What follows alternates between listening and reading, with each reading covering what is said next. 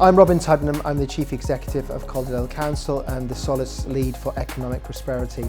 I'm here in Manchester at the roundtable that I've just hosted on the future of local government with Civica and Solace. What I found really interesting in the session on digital and emerging technologies is the work that's already beginning in some local authorities to understand the digital possibilities around artificial intelligence, around making much better use of the data we already have, around shifting the culture from a traditional information technology model and a systems model into embracing technology, making it work for our communities, and also speaking to younger people, Generation Z, and the future, who will be our future workforce as well, to give the best for our communities.